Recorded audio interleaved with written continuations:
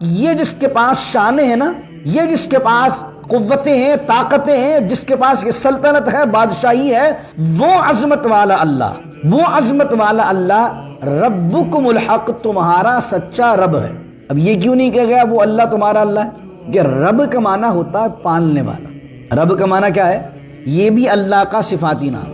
الحمدللہ، تمام تعریفیں اللہ کے لیے، یہ نہیں کہا کہ جو عالمین کا اللہ ہے، بلکہ اللہ کی وہ صفت بیان کی کہ ساری کائنات کو پینے کے لیے، کھانے کے لیے، سانس لینے کے لیے، رہنے کے لیے ہر لحاظ سے جو پال رہا ہے اپنے بندوں کو، چاہے وہ ماننے والے ہوں یا نہ ماننے والے ہوں، ایک ہی پالنے والا ہے، وہ کون ہے؟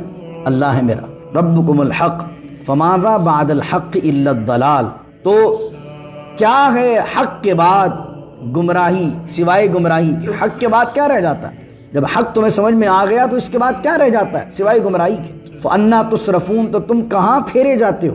كَذَلِكَ حَقَّتْ كَلِمَةُ رَبِّكَ عَلَى الَّذِينَ فَسَقُوا أَنَّهُمْ لَا يُؤْمِنُونَ، اور اسی طرح نافرمانوں کے لیے، فاسقوں کے لیے تیرے رب کے کلمات ثابت ہوتے ہیں۔ یعنی اللہ تعالیٰ جب کسی کے بارے میں کہہ دیتا ہے نافرمانوں کے لیے کہ یہ نہیں ماننے والے، یہ شرک کرنے والے، تو پھر یہ تیرا رب جو کہتا ہے وہ حق ثابت ہو کر رہتا ہے۔ پھر فرمایا انہم لا یؤمنون، اور یہ ایمان لانے والے نہیں ہیں۔ پھر قل هل من شرکائکم واحلل عقدۃ من لسانی یفقهوا قولی اللہم صل علی سیدنا ومولانا محمد معدن الجود والکرم وآلہ وصحبہ وبارک وسلم، ويوم نحشرهم جميعا ثم نقول للذين أشركوا مكانكم أنتم وشركاؤكم فزيلنا بينهم وقال شركاؤهم ما كنتم إيانا تعبدون، صدق الله مولانا العظیم۔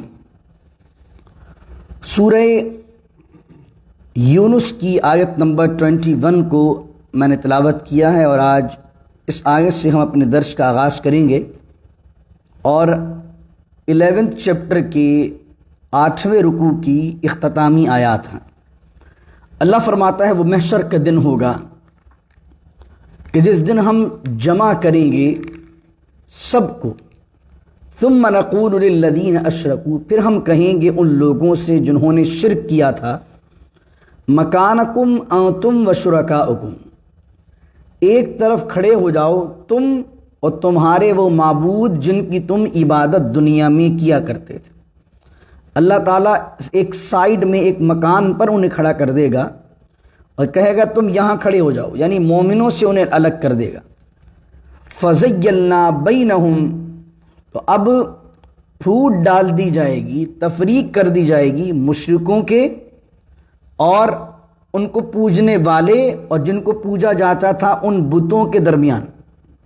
کیا ہوگا کہ اللہ تعالیٰ ان کو آمنے سامنے کر دے گا، وہ جو بت تھے جن کو پوجا گیا دنیا میں وہ بھی، اور جو پوجتے تھے وہ بھی۔ تو وقال شرکاؤہم، تو ان کے شرکاء یعنی جن کو پوجا جاتا تھا وہ بت، اللہ انہیں بولنے کی صلاحیت دے گا۔ ما کنتم ایانا تعبدون، تو وہ بت کہیں گے کہ تم تو ہماری عبادت کرتے ہی نہیں تھے، انکار کر دیں گے، کیونکہ دنیا میں تو وہ بت تھے، تو ان کو تو معلوم ہی نہیں تھا کہ یہ عبادت ان کی کر رہے ہیں، ان کے آگے سجدے کر رہے ہیں، ان کو مان رہے ہیں، ان کو اپنا خدا جان رہے ہیں۔ تو پہلی بات کیا ہوگی کہ وہ کہیں گے ما کنتم ایانا تعبدون، تم ہماری عبادت نہیں کرتے تھے۔ فکفی باللہ شہیدا بیننا وبینکم، اور اللہ کافی ہے تمہارے اور ہمارے درمیان گواہ۔ اللہ جانتا ہے کہ تم عبادت ہماری نہیں کرتے تھے، اور اللہ جانتا ہے، اللہ گواہ ہے اس بات پر ہمارے اور تمہارے درمیان۔ اِن کُنَّا عَنْ عِبَادَتِكُمْ، اگر تم عبادت ہماری کرتے بھی تھے تو لغافلین، ہم تو اس سے غافل تھے، یعنی ہم تو بت تھے، ہم تو پتھر تھے، ہمیں کیا معلوم کہ تم ہماری عبادت کر رہے ہو، اور اگر تم نے ہماری عبادت کی بھی ہے تو لغافلین، ہم اس سے غافل تھے۔ اب کیسی حسرت ہوگی ان مشرکوں کو جنہوں نے یہ سمجھا ہوگا کہ کل قیامت کے دن یہ بت ہمیں بچا لیں گے۔ یہ اہل مکہ کیا سمجھتے تھے؟ اہل مکہ مشرکین یہ سمجھتے تھے کہ بت جن کو پوجتے ہم 360 ہیں، اگر ہمارے اعمال میں کوئی برائی ہوئی بھی تو یہ کل ہماری شفاعت کر دیں گے، اور کل یہ ہمیں بچا لیں گے، کل یہ ہماری سفارش کر دیں گے۔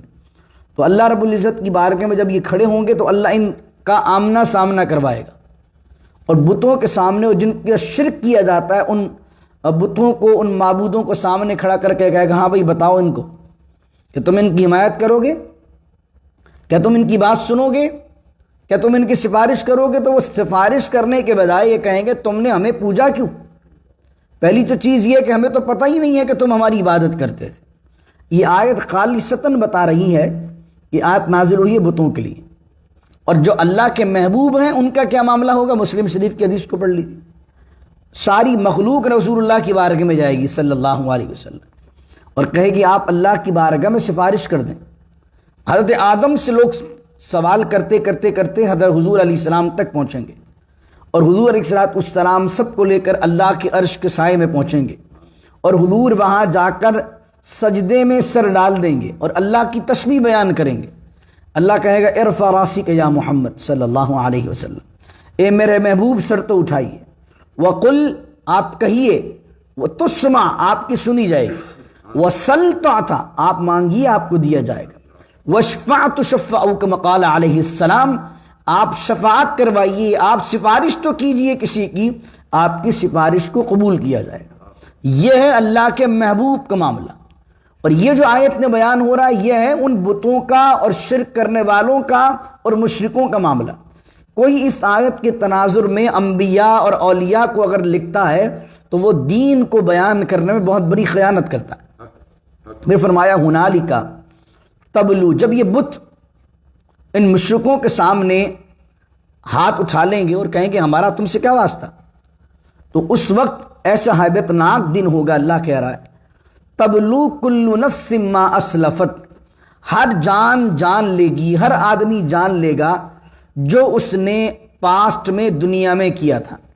ایک لمحے کو سوچئے، جس نے بتوں پر چڑھاوے چڑھائے تھے، جو بتوں کو پوجتا رہا تھا، جو بتوں کو سجدے کرتا رہا تھا، جو شرک کرتا رہا تھا، جس کو وہ پوجتا تھا وہی ڈس آن کر دے گا جب اس کو، تو اس کو پوری زندگی نظر آئے گی کہ پوری زندگی میں تو توحید کا معاملہ کچھ کیا ہی نہیں ہے، شرک بھرا پڑا ہے دنیا کے اندر، تو ہر جان جان لے گی۔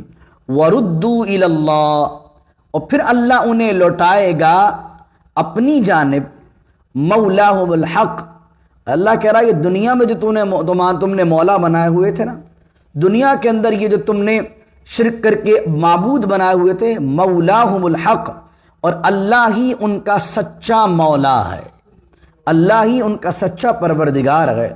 وَضَلَّ عَنْهُمْ مَا كَانُوا يَفْتَرُونَ، اور گم ہو جائیں گے ان سے جن کو وہ خدا کی بارگاہ میں افطرا کرتے تھے، ان کو پوجتے تھے، وہ بت اللہ انہیں ہوا کر دے گا، بتوں کو اللہ ختم کر دے گا اور کہے گا اب بتاؤ تم نے کیا کیا۔ پھر اب الحمدللہ اس آیت پر 11واں سپارہ ہمارا 11 چیپٹر نصف ہو جاتا ہے، الحمدللہ آدھا ہو گیا الحمدللہ۔ اب ہم سیکنڈ ہاف شروع کرنے لگے۔ قُلْ مَن يَرْزُقُكُم مِّنَ السَّمَاءِ وَالْأَرْضِ أَمَّن يَمْلِكُ السَّمْعَ وَالْأَبْصَارَ وَمَن يُخْرِجُ الْحَيَّ مِنَ الْمَيِّتِ وَيُخْرِجُ الْمَيِّتَ مِنَ الْحَيِّ وَمَن يُدَبِّرُ الْأَمْرَ، اے حبیب ان سے پوچھئے، یہ جو شرک کرنے والے ہیں ان سے پوچھئے کون ہے جو تمہیں رزق دیتا ہے آسمان سے بھی اور زمین سے بھی، اَمَّن يَمْلِكُ السَّمْعَ، اور یہ بھی پوچھئے کہ کون ہے مالک سماعت کا اور بصارت کا۔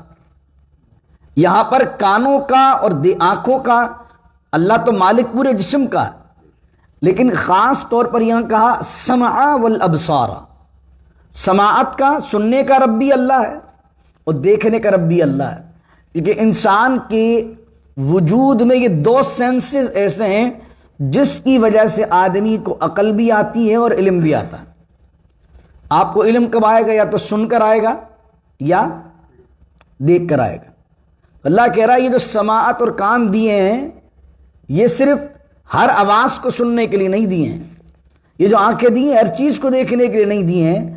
آنکھیں اور سماعت اور بصارت کا مطلب یہ ہے کہ سب سنو لیکن یہ فرق کرو کہ حق کیا ہے باطل کیا ہے، سب دیکھو لیکن دیکھ کر پھر عقل سے سوچو کہ حق کیا ہے اور باطل کیا ہے۔ اللہ کہہ رہا ہے کون ہے جو سماعت اور بصارت کا مالک ہے، وَمَن يُخْرِجُ الْحَيَّ مِنَ الْمَيِّتِ، اور کون ہے جو مردہ سے نکالتا ہے زندہ، مردہ سے نکالتا ہے زندہ، انڈے سے مرغی نکل گئی یا مرغا نکل گیا، انڈے سے کوئی بھی جانور نکلا، پرندہ نکلا، تو انڈا کیا ہے؟ مردہ، اور نکلا کہاں؟ وہاں سے زندہ نکلا۔ تو ایک تو ترجمہ یہ کیا گیا، اور ایک یہ کیا گیا کہ کافر کے گھر مومن، کافر جو ہے وہ مردہ سے تعبیر ہے، لیکن اللہ ہدایت دینا چاہے تو کسی کافر کے گھر بھی اس کی اولاد کو مسلمان بنا دیتا ہے، تو مردہ کے گھر زندہ پیدا کرتا ہے۔ وَيُخْرِجُ الْمَيِّتَ مِنَ الْحَيِّ، اور زندہ کے گھر مردہ، زندہ کے گھر مردہ یعنی زندہ سے اللہ مردہ پیدا کرتا ہے۔ جانور یا پرندہ زندہ ہوتا ہے، وہ انڈا دے دیتا ہے، تو زندہ تھا، زندہ سے کیا نکلا؟ مردہ نکلا۔ اللہ اکبر۔ پھر فرمایا کہ اس سے یہ بھی مراد ہے کہ بعض اوقات مومن ایمان والوں کے گھر بھی کافر پیدا ہو جاتا ہے، العیاذ باللہ تعالی۔ تو یہ اللہ کی شان ہے، ہدایت جو ہے وہ اللہ کی طرف ہے۔ حضرت نوح علیہ السلام کا جو بیٹا ہے، نبی کا بیٹا ہے، لیکن ہدایت یافتہ نہیں ہے۔ لوط علیہ السلام کی بیوی ہے، ہدایت یافتہ نہیں ہے۔ اور بعض اوقات یہ ہے کہ بلال حبشی حبشہ سے آئیں، سلمان فارسی فارس سے آئیں، اللہ ہدایت دینا چاہے تو ہدایت عطا فرما دے۔ ابو لہب رسول اللہ کا سگا چچا ہے، ہدایت یافتہ نہیں۔ تو مومن کے گھر کافر، کافر کے گھر مومن، یہ اللہ کی شان ہے۔ تو اللہ ہی ہدایت دینے والا ہے۔ وَمَن يُدَبِّرُ الْأَمْرَ، اور کون ہے، ان سے پوچھئے کون ہے جو عالم امر کی تدبیر کرتا ہے؟ امر کیا ہوتا ہے؟ امر کا معنی حکم، اور تدبیر یدبر الامر، یدبر تدبیر کس کو کہتے ہیں؟ اس کی ایگزیکیوشن، اللہ کے حکم کی ایگزیکیوشن۔ امر کیا ہے؟ بارش ہونی ہے۔ امر کیا ہے؟ اولاد لوگوں کو دینی ہے۔ امر کیا ہے؟ رزق اس کو دینا ہے۔ یہ ساری چیزیں اللہ کا امر ہیں، لیکن اس کی ایگزیکیوشن کے لیے، اس کے پروسیس کے لیے اللہ کسی کا محتاج نہیں ہے۔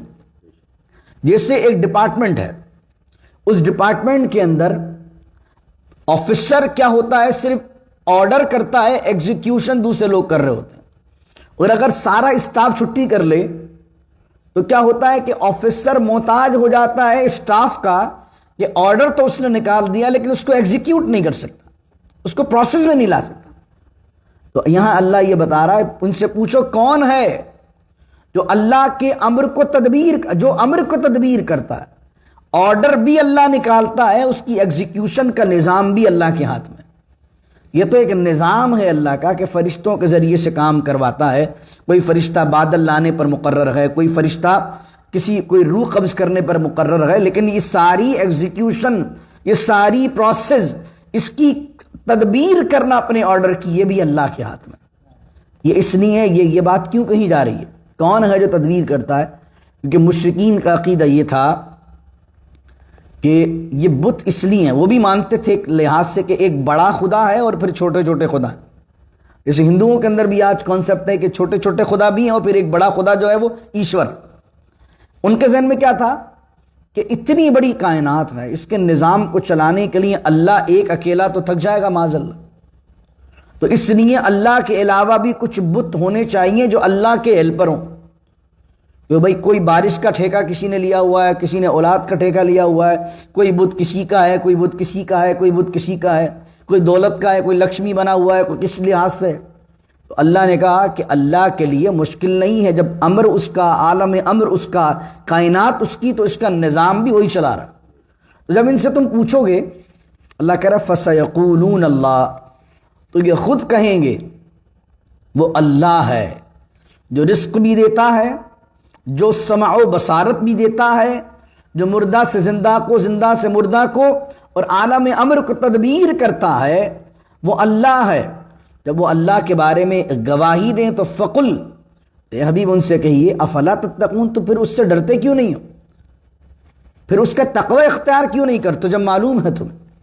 فذالکم اللہ ربکم الحق، یہ وہی عظمت و شان والا اللہ ہے جو تمہارا سچا پروردگار ہے۔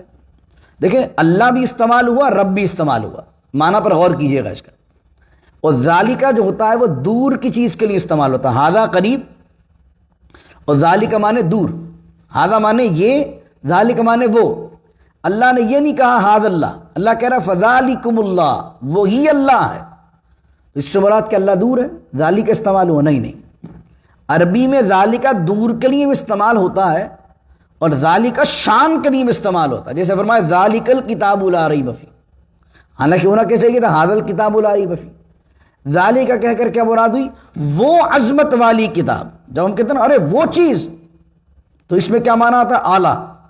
فذالکم اللہ، اب اللہ تعالیٰ نے پہلے بیان کیا روزی وہ دیتا ہے، یہ ساری اپنی توصیف بیان کی، اپنی حمد بیان کی، اس کے بعد کہا یہ جس کے پاس شانیں ہیں نا، یہ جس کے پاس قوتیں ہیں، طاقتیں ہیں، جس کے پاس یہ سلطنت ہے، بادشاہی ہے، وہ عظمت والا اللہ، وہ عظمت والا اللہ ربکم الحق، تمہارا سچا رب ہے۔ اب یہ کیوں نہیں کہا گیا وہ اللہ تمہارا اللہ ہے؟ کہ رب کا معنی ہوتا ہے پالنے والا۔ رب کا معنی کیا ہے؟ یہ بھی اللہ کا صفاتی نام ہے۔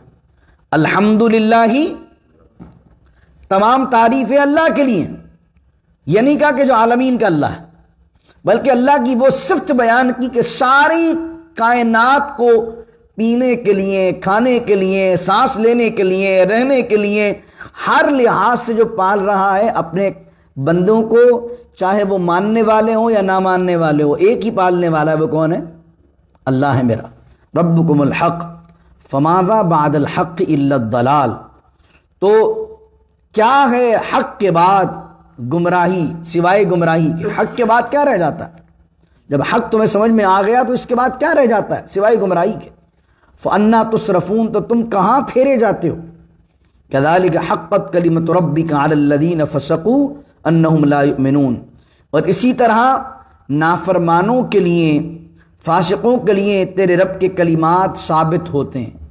یعنی اللہ تعالیٰ جب کسی کے بارے میں کہہ دیتا ہے نافرمانوں کے لیے کہ یہ نہیں ماننے والے، یہ شرک کرنے والے، تو پھر یہ تیرا رب جو کہتا ہے وہ حق ثابت ہو کر رہتا ہے۔ پھر فرمایا انہم لا یؤمنون، اور یہ ایمان لانے والے نہیں ہیں۔ پھر قل هل من شرکائکم، پھر دوبارہ اللہ کی توحید بیان ہو رہی ہے۔ اے حبیب فرما دیجیے، اے میرے محبوب ان سے پوچھیے، من شرکائکم من یبدأ الخلق ثم یعید، ان کے شرکاء میں، ان کے معبودوں میں جن کو یہ پوج رہے ہیں، ان میں کوئی ہے ان کا ایسا شریک؟ من یبدأ الخلق، کہ جو اس کائنات کی تخلیق کرے شروع سے۔ یبدأ الخلق مانے ابتدا کرنا، خلق کی، کریشن کی ابتدا کرنے والا کوئی ہے ان میں؟ یہ تو خود تم نے ان کو ہاتھوں سے بنایا۔ من یبدأ الخلق، کوئی ہے ان شرکاء کے اندر کہ جو کائنات کی ابتدا کرے، اس کو تخلیق کرے، اور پھر زندگی کو ختم کرنے کے بعد ثم یعیدہ، دوبارہ آدمی کو زندہ کرے، دوبارہ لوٹائے؟ کوئی ہے ان میں؟ جب یہ جواب نہیں دے پائیں گے، جب یہ سوال کیا حضور نے تو کوئی بولنے والا نہیں تھا۔ کون کہتا کہ یہ بت ہے جس نے کائنات کی ابتدا کی ہے؟ کیونکہ وہ بول ہی نہیں سکتا تھا۔ وہ بولتا اس نے ابتدا کی، لوگ کہتے 2 سال پہلے تو نے اپنے ہاتھ سے بنایا، تو تو پہلے پیدا ہوا ہے، یہ تو بعد میں آیا۔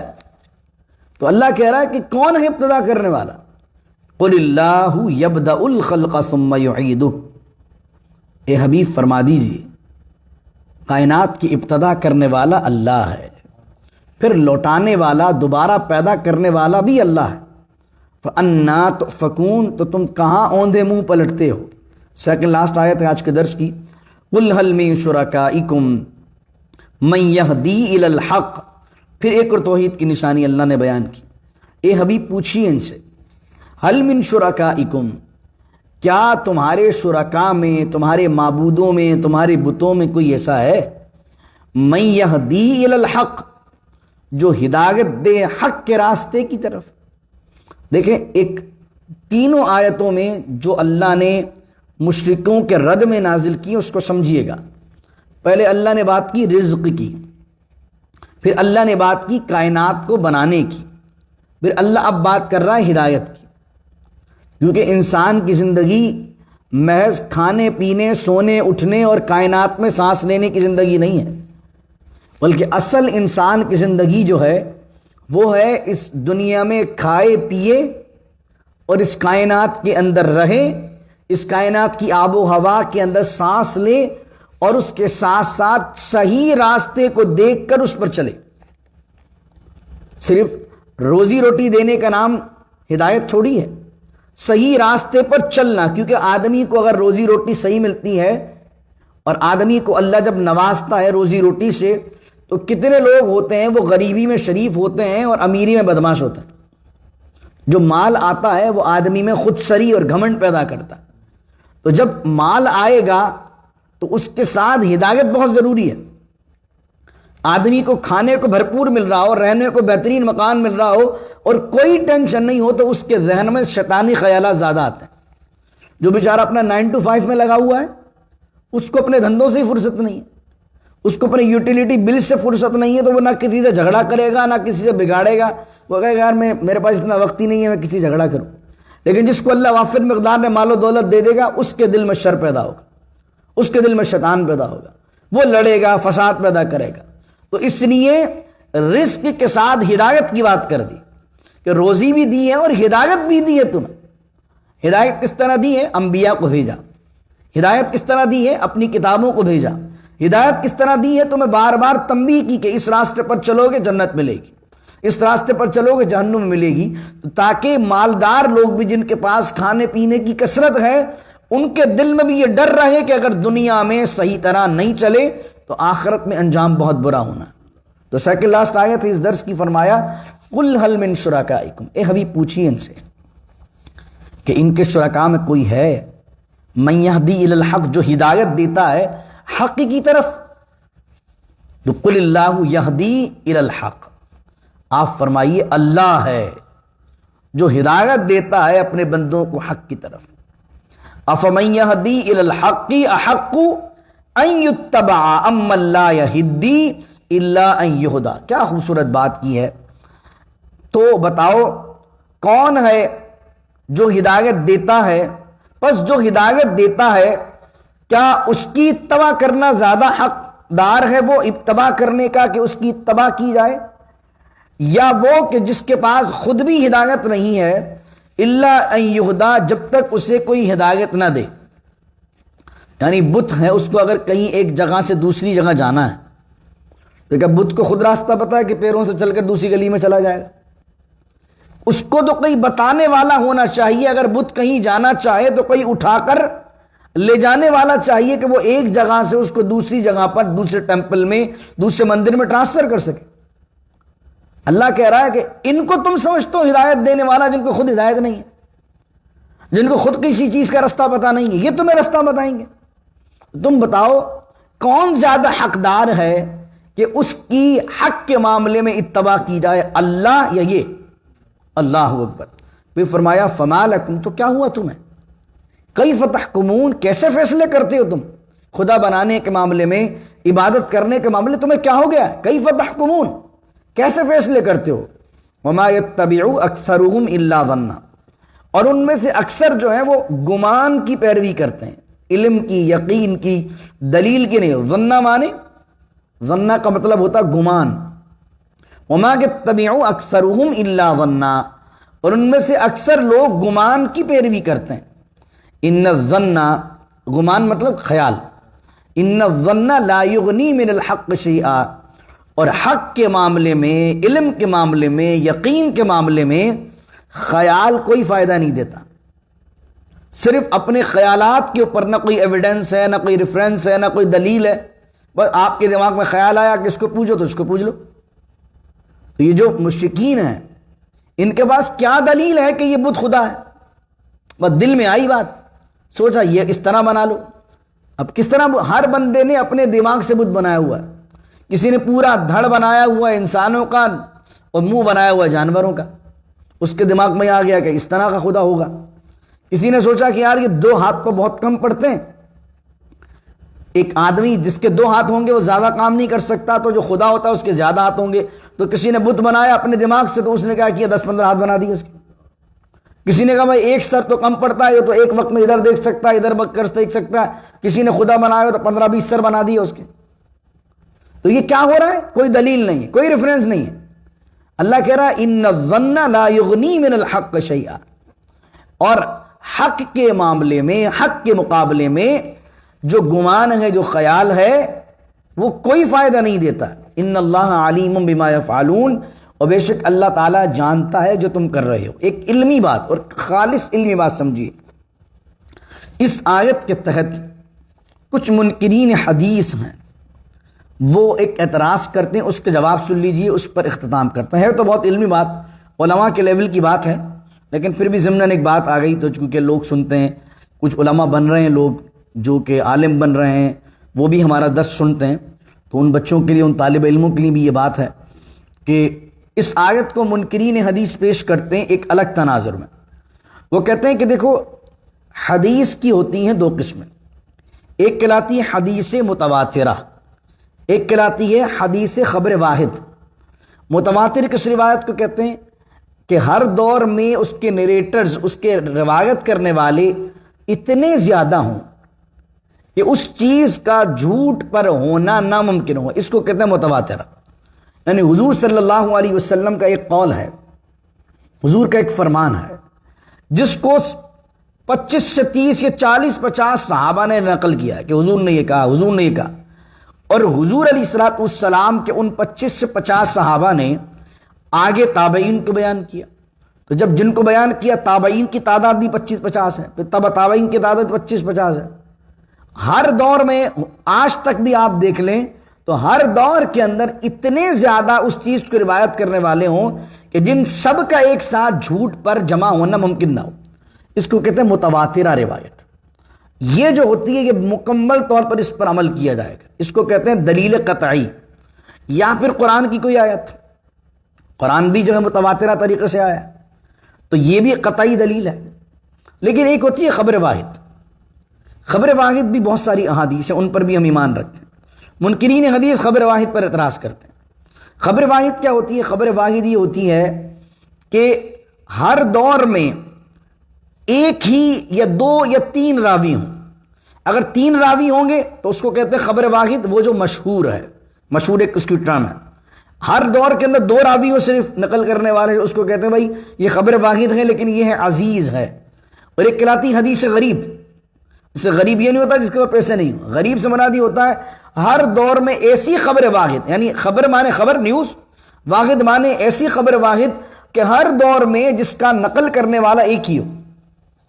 تو اب خبر واحد ہو اور ایک قیاس کہلاتا ہے۔ قیاس کیا ہے کہ ایک نیا مسئلہ ہے، جیسے میں نے بار بار عرض سمجھایا آپ کو، جیسے نئے نشے جتنے آ گئے، ٹیسٹ ٹیوب بیبی ہے، جتنے مسائل آ گئے، نہ یہ قرآن میں نہ حدیث میں لکھے ہوئے تو نہیں ہے مینشن، تو اب کسی قرآن کے مسئلے کے حکم کو دیکھ کر کسی نئے مسئلے پر امپلیمنٹ کرنا وہی حکم کہ بھئی دیکھو فلاں مسئلہ قرآن میں پایا جاتا ہے اور اس کا حکم حرام ہے کہ حلال ہے، اور وہی چیز جو اس میں پائی جاتی تھی اس میں پائی جا رہی ہے، تو اس وجہ سے یہ اس چیز پر بھی حکم لگے گا، تو اس کو کہتے ہیں قیاس۔ تمام علماء کے نزدیک جو خبر واحد ہے اور جو قیاس ہے اس کا تعلق ظن سے ہے۔ ظن سے مراد کیا ہے کہ ہر آدمی کی تحقیق ہے نا، خبر واحد سے کسی نے کوئی دین کا حکم بیان کیا، یہ اس کی اپنی ریسرچ ہے، تو اپنی ریسرچ کہاں سے ہوگی؟ دماغ سے ہوگی۔ قیاس کسی نے کیا، ایک عالم ہے، اس عالم نے قرآن کے ایک مسئلے کو دیکھا اور ایک جدید مسئلے پر حکم لگایا اپنی ریسرچ سے، تو یہ کیا ہوا؟ ظن ہوا، خیال ہوا اس عالم کا، اس کی تحقیق کا۔ تو وہ کہتے ہیں بھائی یہ دیکھو قرآن کیا کہہ رہا ہے، قرآن یہ کہہ رہا ہے کہ حق کے مقابلے میں ظن کی کوئی اہمیت نہیں، تو اب خبر واحد کو بھی نہیں مانو اور کوئی قیاس کو بھی نہیں مانو۔ یہ بہت ٹیکنیکل گفتگو میں کر رہا ہوں آپ سے۔ اب خبر واحد کو بھی نہیں مانو، قیاس کو بھی نہیں مانو، تو اور پھر وہ اس ضمن میں یہ آیت پیش کرتے، تو ہم یہ کہتے ہیں کہ دیکھو بھائی خبر واحد اور قیاس کو ہم تب نہیں مانیں گے جب خبر واحد یا قیاس کے مقابلے میں قرآن کی کوئی آیت آ جائے یا کوئی حدیث متواترہ آ جائے۔ حدیث متواترہ بھی میں نے بیان کیا ہے، اتنے راوی ہوں اس کے نقل کرنے والے کہ اس بات کا جھوٹ پر متفق ہونا ناممکن ہو، اتنے بندے اس کو روایت کرنے والے۔ تو آپ کے سامنے ایک حدیث آتی ہے جو خبر واحد ہے، اور دوسری طرف وہ حدیث آتی ہے جو حدیث متواترہ ہے، تو آپ کس کو قبول کریں گے؟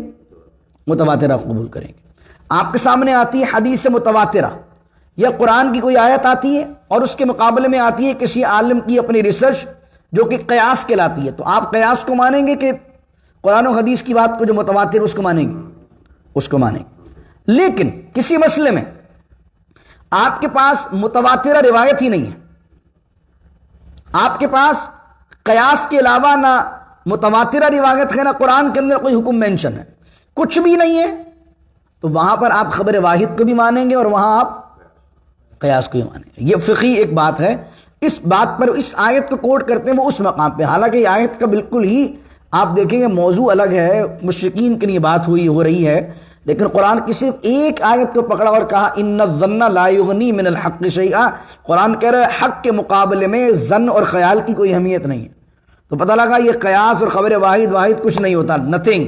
اب جس کو پتہ ہی نہیں ہے پورا کانٹیکس کے پیچھے بات کیا چل رہی ہے، وہ تو کہے گا تو قرآن تو کہہ رہا ہے کہ بھئی حق کے مقابلے میں ظن کی اور خیال کی کوئی اہمیت نہیں ہے، تو جتنے علماء ریسرچ کر رہے ہیں چھوڑو ان کو، اور یہ روایات خبر واحد ہیں۔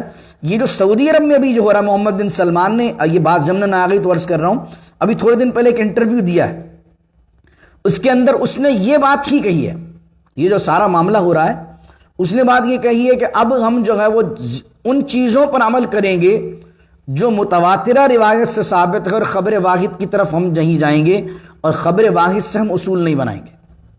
پہلے جو اصول بنے ہوئے تھے، جو احکامات بنے ہوئے تھے، وہ خبر واحد سے ہی بنے ہوئے تھے، اور امت کی اجماع اس بات پر کہ خبر واحد سے بھی دلیل لی جا سکتی ہے۔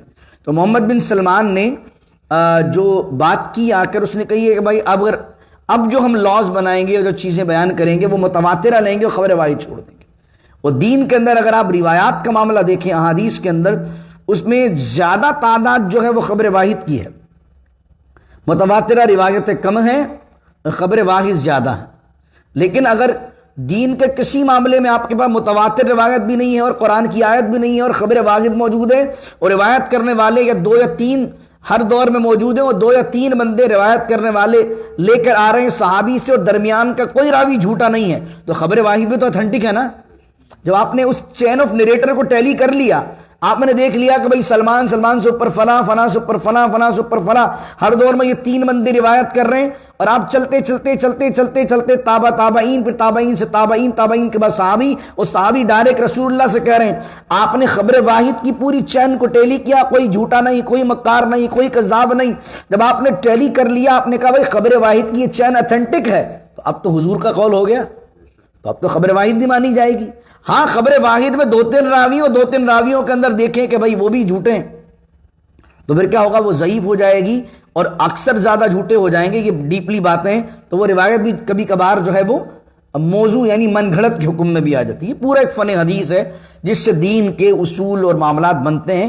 دعا کیجیے اللہ رب العزت سے اللہ تعالیٰ عمل کی توفیق عطا فرمائے۔ بسم اللہ الرحمن الرحیم، الحمدللہ رب العالمین والصلاة والسلام علی اشرف الانبیاء والمرسلین۔ ربنا ظلمنا انفسنا وان لم تغفر لنا وترحمنا لنكونن من الخاسرین۔ رب اجعلنی مقیم الصلاة ومن ذریتی ربنا وتقبل دعاء۔ ربنا اغفر لی ولوالدی وللمؤمنین یوم یقوم الحساب۔ صلی اللہ تعالی علی خیر خلقہ ونور عرش محمد وعلى آلہ وصحبہ اجمعین برحمتک یا ارحم الراحمین۔ لا الہ الا اللہ محمد رسول اللہ صلی اللہ علیہ وسلم۔